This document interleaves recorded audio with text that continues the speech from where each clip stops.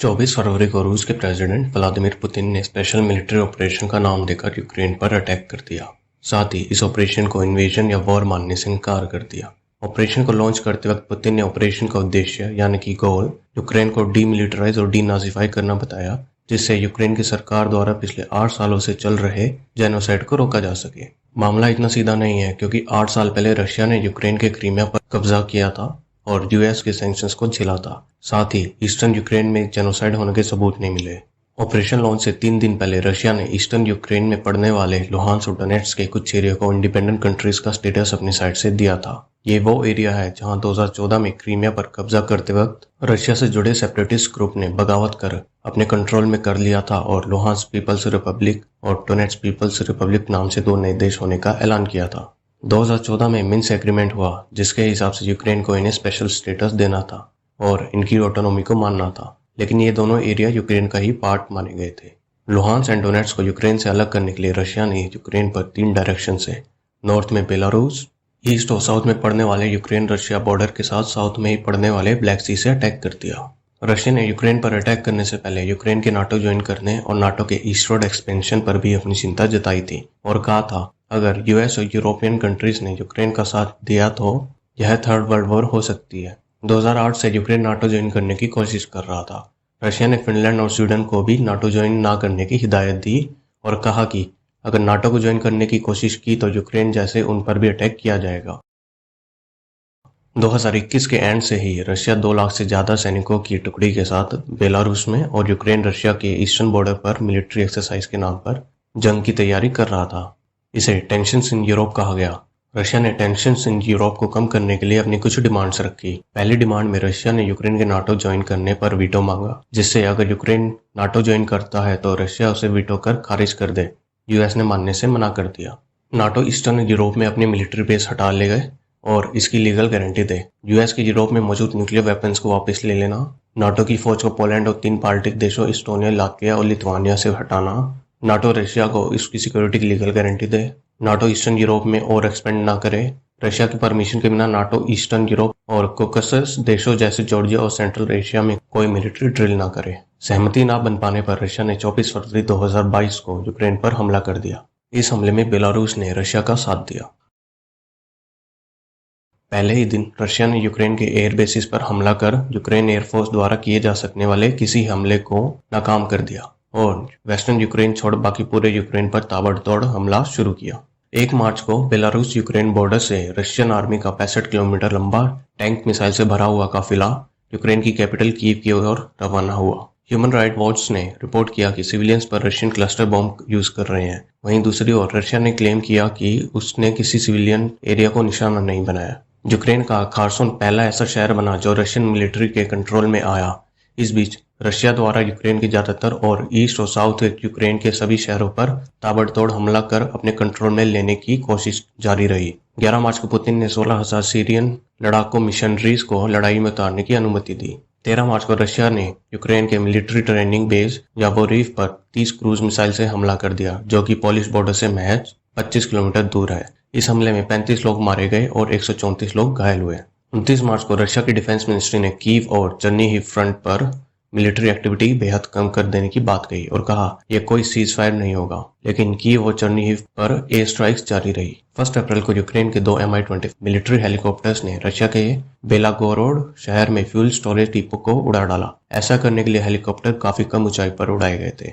10 अप्रैल को satellite images से पता चला कि रशियन मिलिट्री का 13 किलोमीटर लंबा काफिला वलाइकीर बोर्डलोक से खार्किव की ओर दक्षिण में बढ़ रहा है। 13 अप्रैल को यूक्रेन की नेपच्यून एंटीशिप क्रूज मिसाइल ने ब्लैक सी में मौजूद रशिया के गाइडेड मिसाइल क्रूज मॉस्कोवा को हिट किया और वहां म्यूनिशन एक्सप्लोजन हुआ, जिससे वो 14 अप्रैल को डूब गई।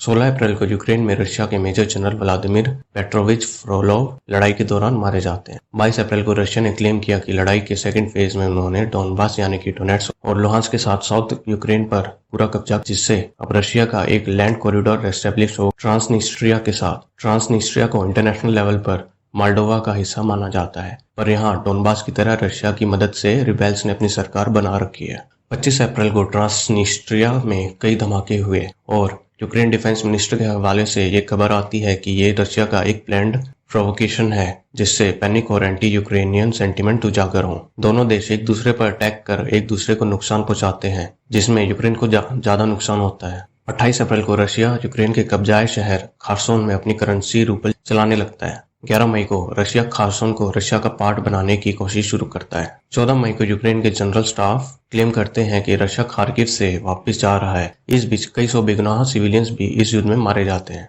15 मई को यूक्रेन के मेजर जनरल न्यूज इंटरव्यू में बयान देते हैं कि मिड अगस्त तक वॉर में टर्निंग पॉइंट आएगा और साल के अंत तक खत्म हो जाएगी। अगर रशिया वोट हार जाता है तो पुतिन को हटा दिया जाएगा और रशिया कंट्री कोलैप्स कर जाएगा। उन्होंने ये भी कहा कि पुतिन को हटाने का काम शुरू हो गया है और इसका रुकना नामुमकिन है। यूक्रेन डिफेंस मिनिस्ट्री के अकॉर्डिंग उन्होंने 14 मई तक रशिया के 27,400 सैनिक, 200 aircraft, 1220 tank, 2087 fuel tank vehicle, 13 boats cutter तबाह कर दिए हैं। यूक्रेन ने माना कि उसके 2,500 से 3,000 सैनिक इस युद्ध में मारे गए हैं। रशियन सरकार के हिसाब से उसकी अभी तक लगभग 1,500 सैनिक मारे गए हैं और उन्होंने यूक्रेन के 23,000 के लगभग सैनिक मार दिए हैं। रशिया यूक्रेन के बीच शांति वार्ता यानी कि पीस टॉक्स 28 फरवरी से चल रही है। पहला राउंड जिसमें यूक्रेन चाहता था रशिया जंग रोके और अपनी सेना वापस बुलाए, बेनतीजा रही। ये यूक्रेन बेलारूस के बॉर्डर पर हुई थी। दूसरे राउंड में दोनों देशों ने यूक्रेन में फंसे आम नागरिकों को निकालने के लिए ह्यूमैनिटेरियन कॉरिडोर खोलने पर सहमति बनाई। इसी बीच रशिया पर एलिगेशन लगे कि पहले राउंड में यूक्रेन की तरफ से बातचीत करने गए ऑफिशियल में से 3 मेंबर्स को रशिया ने पॉइजन दे दिया है। तीसरे राउंड की टॉक्स में कुछ नया अचीव न हुआ। 10 मार्च को अंटालिया तुर्की में रशिया और यूक्रेन के फॉरेन मिनिस्टर मिले और यहाँ मीडिएटर बने तुर्की के फॉरेन मिनिस्टर। ये फर्स्ट हाई लेवल मीटिंग बेनतीजा रही। चौथे राउंड में 15 पॉइंट प्लान पर दोनों देशों ने बातचीत की जो कि बेनतीजा रही। इस 15 पॉइंट प्लान को जेलेंस्की ने जंग रोकने के लिए ज्यादा रियलिस्टिक बताया। इसके बाद फ्रांस के फॉरेन मिनिस्टर ने रशिया पर नेगोशिएट करने का नाटक करने का आरोप लगाया। इसके बाद की भी सारी मीटिंग्स बेनतीजा रही और रशिया ने यूक्रेन पर अनएक्सेप्टेबल डिमांड्स रखने का आरोप लगाया। 29 अप्रैल को यूक्रेन ने कहा पीस टॉक्स बंद होने का खतरा मंडरा रहा है।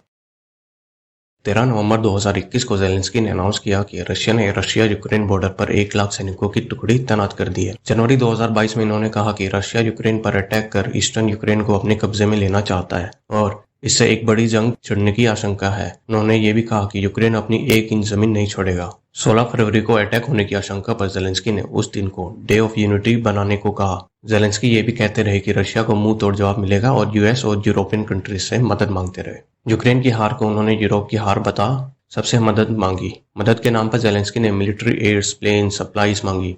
साथ ही यूएस और यूरोपियन कंट्रीज से रशिया पर और कड़े सैंक्शंस लगाने की बार बार गुहार लगाई। यूक्रेन की एयर स्पेस को नो फ्लाई जोन डिक्लेयर करने की भी अपील की, जिससे रशियन एयरफोर्स द्वारा की जा रही बॉम्बिंग को रोका जा सके। नो फ्लाइंग जोन का मतलब है किसी भी तरह की उड़ान पर पाबंदी। अगर कोई उड़ती चीज मिलती है तो उसे उड़ा दिया जाएगा। 21 मार्च तक पीस टॉक्स में कोई इम्प्रूवमेंट न होने पर उन्होंने पुतिन से डायरेक्ट बात करने को कहा पर विफल रहे और मार्च एंड तक यूएस या और कहीं से मदद न मिलने पर उन्होंने डोनबास को अलग देश और क्रीमिया को रशिया का पार्ट मानने पर मंजूरी दे दी। साथ ही ये भी कहा यूक्रेन अब नाटो ज्वाइन नहीं करेगा।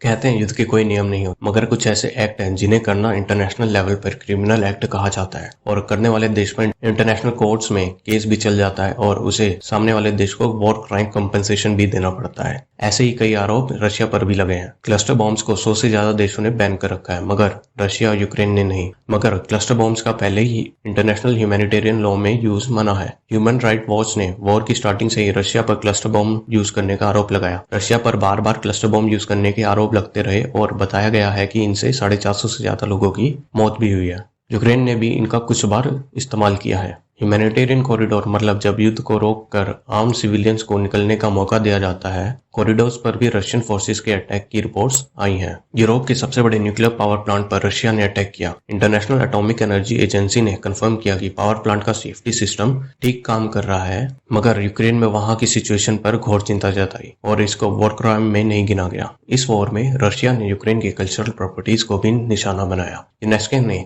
50 से ज्यादा यूक्रेन की हिस्टोरिकल साइट, रिलीजियस बिल्डिंग्स और म्यूजियम्स के डैमेज की कंफर्मेशन दी। Geneva convention and Hague convention for protection of cultural cultural property in the event of arm conflict के अकॉर्डिंग वॉर में हिस्टोरिकल मॉन्यूमेंट्स का यूज और टारगेट बैन है। ये रशिया यूक्रेन दोनों लागू होता है। हॉस्पिटल, मेडिकल केयर फैसिलिटी और स्कूल्स सब पर रशिया ने अटैक किया। WHO के अकॉर्डिंग 8 अप्रैल तक हेल्थ केयर फैसिलिटी पर 91 अटैक्स हुए और 72 लोगों के मरने की खबर आई है। मारियोपोल, चर्निहिव, कीव, सुमी, खार्किव और भी यूक्रेन के कई छोटे बड़े शहरों पर रशिया ने इंडिस्क्रिमिनेट अटैक किया और इस ताबड़तोड़ अटैक में कई सौ बेगुनाहों की मौत हुई। कीव एरिया में 900 से ज्यादा सिविलियंस की डेड बॉडी मिली। 20 तो सड़कों पर मिली और कुछ के हाथ बंधे हुए थे। बहुत तो मलबे में मिली और बच्चों की भी डेड बॉडीज मिली। रशियन सोल्जर्स ने 300 यूक्रेनियन सिविलियंस को जहीटने के स्कूल में ह्यूमन शील्ड की तरह इस्तेमाल किया। सेक्सुअल वायलेंस और केमिकल वेपन्स के भी आरोप लगे रशियन फोर्सेस पर। कनाडा, पोलैंड, यूक्रेन, इस्टोनिया और लातविया ने वॉर क्राइम्स को जेनोसाइड बताया।